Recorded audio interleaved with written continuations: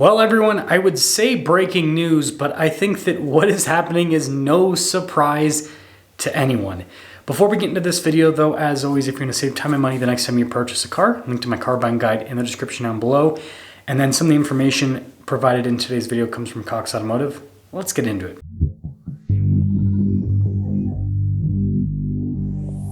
Well, have we got some things to go over in today's video. We finally have some solid numbers from last month, and it shows that last month was horrible, absolutely horrible for the car market. I just made a video talking about how used car wholesale values last month slumped at the same time that retail sales slightly declined. Now, something to quickly note on the used car market, it looks like those wholesale values are creeping up this month. I'm gonna have to dig a little bit deeper into that to figure out exactly what's happening. But the new car market, it is definitely not getting any better. I mean, last month, like I said, horrible. Here's what shows how horrible it is. New car inventory is now at 2.91 million units. So this is not quite pre-pandemic levels of insane overinflated inventory, but it's still really big. This represents a 116-day supply. That is a huge increase in terms of the day supply. I think this is the first time since before the pandemic that we've seen a day supply number in excess of 100 days for the industry average. That is just absolutely brutal for the car market. Now, there is, of course, a scapegoat, and we will talk about that scapegoat a little bit later in today's video, but let's just kind of focus on the numbers so far. Now, if you look at the basically sales volume numbers, what you'll see is that everything was running relatively consistently until last month, and then you just had this kind of big slump in sales.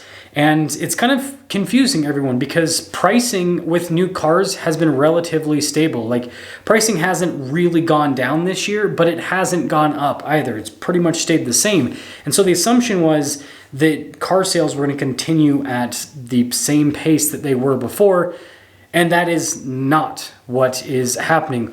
What's happening is sales are slowing down. Now, the big scapegoat is the dealer software situation. So if you don't know, last month, dealers had their software hacked and held for ransom. And so a lot of the, quote unquote, essential dealership items that had to be done in a day couldn't be done anymore because the software didn't work. Like dealerships, for example, to process car deals, had to do everything by hand, like in the old days.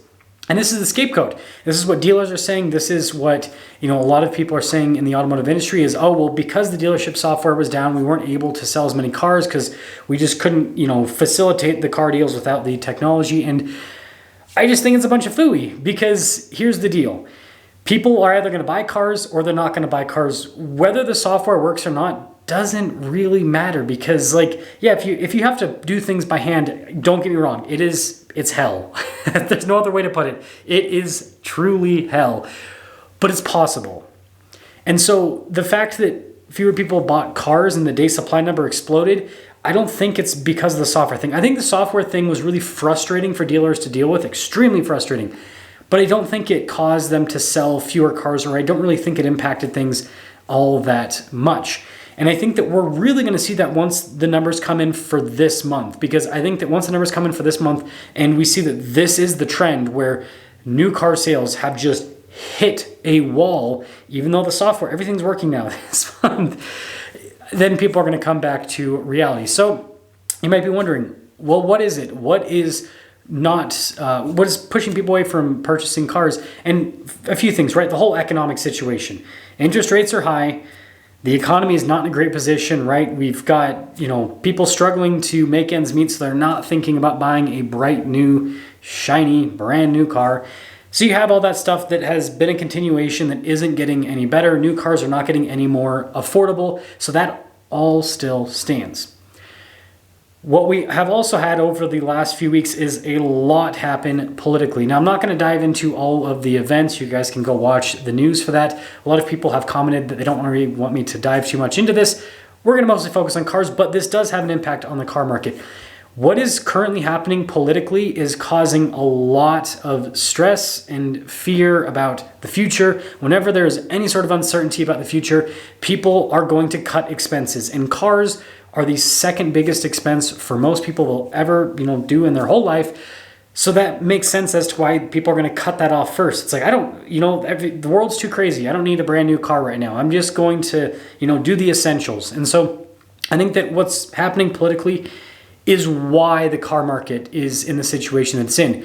People feel poor, right? Part of that's the economy, but part of that is also just the uncertainty of the future, right? You have a massive amount of uncertainty to the future, then you're not really going to feel like you're all that well off. Even if you have money in the bank, it's not about the number, right? It's not about the dollar number. It's all about perception, right? The car market, just like the real estate market, I guess a little bit less so, but more so like the stock market, right? The car market's kind of more like a stock market where perception is everything.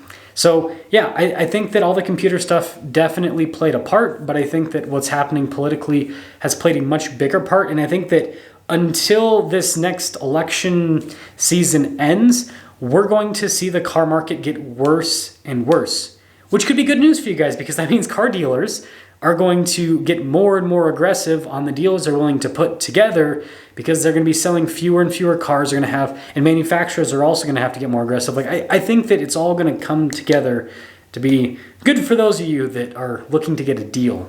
I'll see you.